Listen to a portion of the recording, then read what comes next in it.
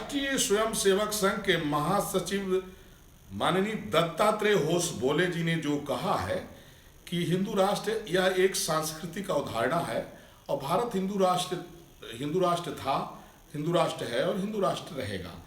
ये साधारण सी बात है कि अमेरिका में रहने वाले जितने लोग हैं उनको सब कोई अमेरिकन कहता है, रसिया में रहने वालों को रसियन, नेपाल में रहने वालों को नेपाली। इसी तरह से हिंदुस्तान में रहने वाले सभी हिंदू हैं और यहाँ के जो भी लोग मुसलमान भी अगर कहीं जो हज करने जाते हैं तो वहाँ हिंदू नाम से ही जाना जाता है। तो हिंदू राष्ट्र तो भारत है ही है। और जो भी भारत में जो नाम है, देखिए लोगों को ये पता नहीं है, इस्लाम की शुरुआत पैगंबर मोहम्मद साहब से हुई है, जो अर्वाचीन में लगभग जो है तो 1400 वर्ष पहले हुई है। इसीलिए पूरे दुनिया में आप देख लीजिए, कुरान के हिसाब से एक भी नदियों के, पर्वतों के कहीं नाम नहीं मिलेंगे।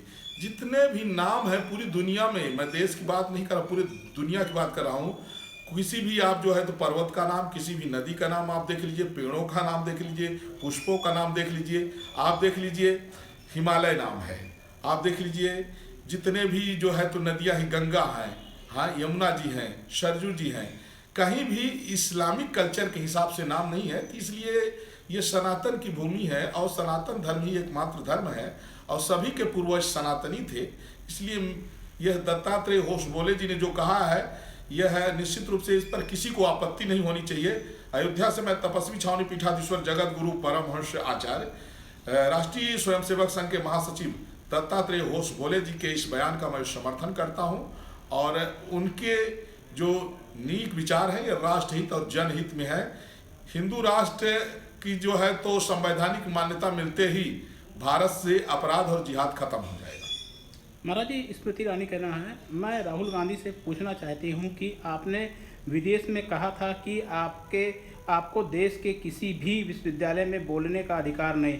अगर ऐसा है तो 2016 में जब दिल्ली की एक यूनिवर्सिटी में भारत तेरे टुकड़े होने का नारा लगा था तो आपने उसका साथ दिया, और वो क्या था? उन्होंने विदेश की धरती पर देश को बदनाम किया। राहुल गांधी ने SC जैसे संस्थाओं को अपमान किया। क्या भारत को अपमानित करना लोकतंत्र है? क्या सदन के अध्यक्ष का अपमान लोकतंत्र है? राहुल गांधी से माफ़ी की मांग करता है केंद्रीय स्मृति ईरानी मंत्री। जिस तरह से भाजपा की वरिष्ठ नेता स्मृति ईरानी ने कहा है, निश्चित रूप से राहुल गांधी के ओछी हरकतों से पूरा देश आहत भी है, लज्जित भी है।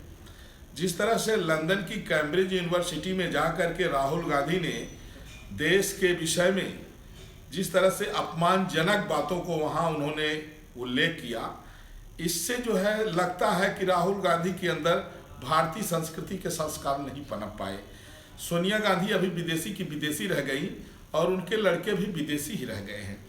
राहुल गांधी को ये नहीं पता है कि पंडित जवाहरलाल नेहरू को प्रधानमंत्री बनने के लिए किसी उनकी पार्टी में भी किसी ने सपोर्ट नहीं किया था।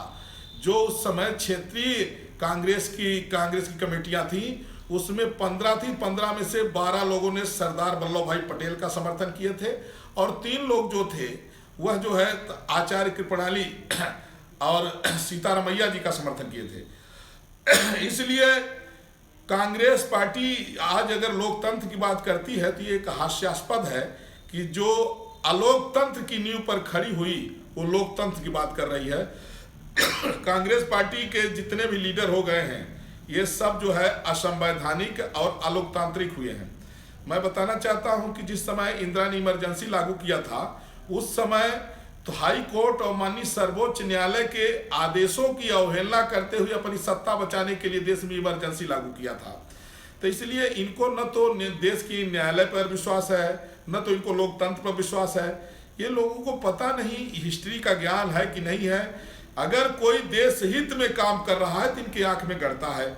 चूंकि माननीय प्रधानमंत्री नरेंद्र मोदी जी की छवि पूरे विश्व में बेहतर है और पूरे विश्व के लोग जो है मोदी जी को एक अच्छा नेता समझते हैं कि यह भारत के साथ साथ पूरे विश्व के लिए अच्छे हैं, इसलिए कांग्रेसियों को नहीं पच रहा है।